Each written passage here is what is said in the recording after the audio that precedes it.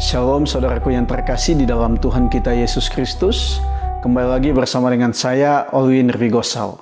Saudaraku yang kekasih, mari kita menanggapi pengajaran yang disampaikan oleh channel Salam Akal Sehat. Mari kita lihat videonya. Ada unsur penipuan. Di mana unsur penipuannya? Dilihat baik-baik ayatnya. Lalu berkatalah Ishak kepada Ibrahim ayahnya, "Bapa," sahut Abraham, "Ya anakku." Bertanyalah ia, "Di sini sudah ada api dan kayu, tetapi di manakah anak domba untuk korban bakaran itu?" Sahut Abraham, "Allah yang akan menyediakan anak domba untuk korban bakaran baginya, anakku." Demikianlah keduanya berjalan bersama-sama. Ketika Ishak bertanya kepada Ibrahim, "Di mana anak domba itu?" Ibrahim menjawab, "Allah yang akan menyediakannya." Apakah Ibrahim sudah tahu bahwa Tuhan itu akan menyediakan domba sebagai pengganti Ishak?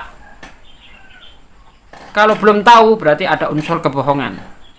Kalau sudah tahu, itu jelas tidak mungkin. Karena di ayat selanjutnya, Abraham sempat mengikat anaknya untuk disembelih. Berarti posisi Abraham belum tahu kalau anaknya akan diganti domba. Nah, kalau sudah tahu, tidak mungkin Abraham akan melakukan itu, akan mengikat anaknya. Ya, kalau belum tahu bahwa domba itu sudah disediakan oleh Tuhan, berarti Abraham menipu anaknya.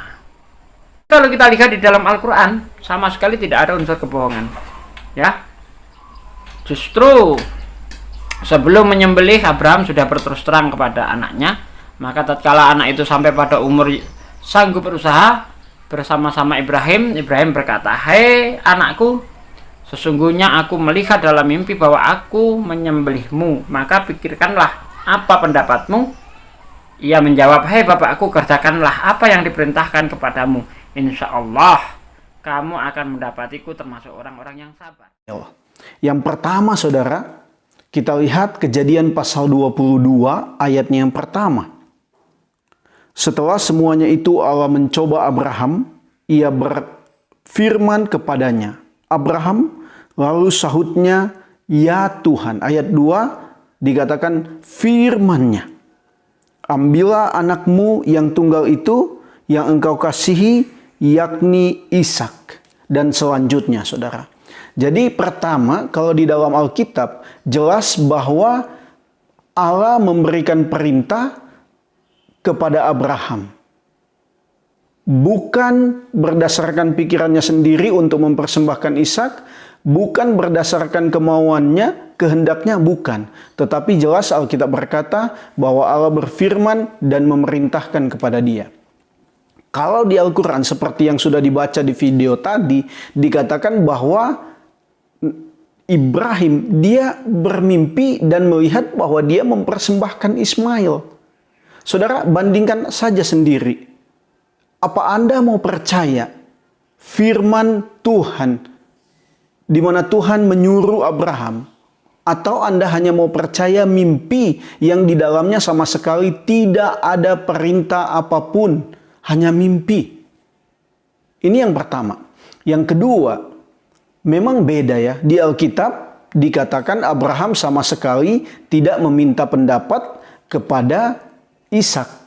Karena kalau kita lihat beberapa kali memang dalam kisah kehidupan Abraham ketika dia langsung diperintahkan oleh Tuhan seperti pada Kejadian 12, memang dia nggak ditulis meminta pendapat dari siapapun karena dia sudah tahu jelas itu perkataan dari Tuhan yang bisa saja orang lain juga nggak bisa mengerti.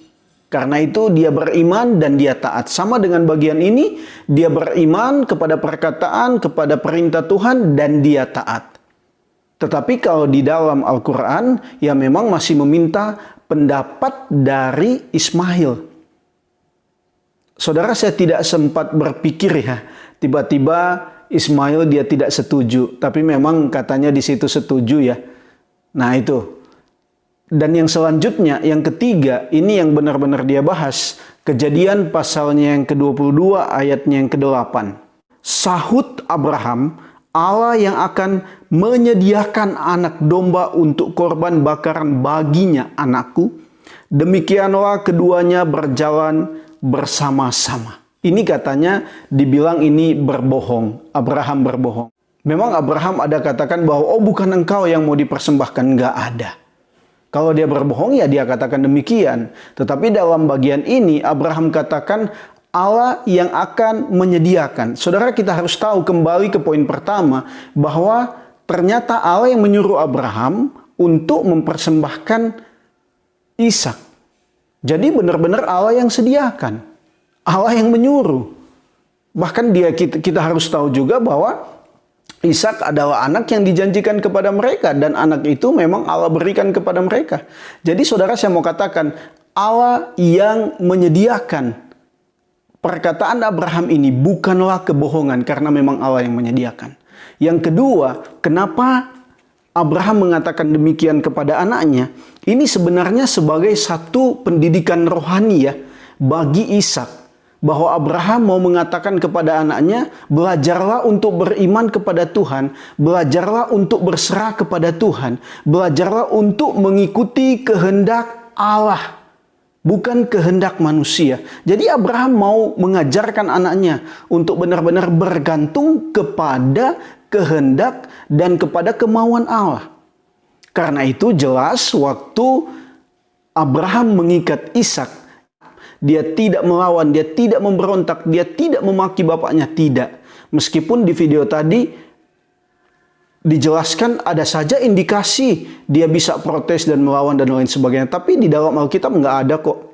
Dia tetap taat, dia tetap mengikuti. Karena salah satunya sudah diedukasi dengan kebenaran pada ayatnya yang ke-8. Allah yang menyediakan. Dan juga Ishak merelakan hidupnya bahwa dia yang mau disediakan oleh Allah.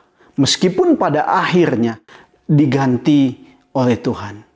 Nah ini saudara, kiranya penjelasan ini menolong kita. Tuhan Yesus memberkati kita semua. Shalom.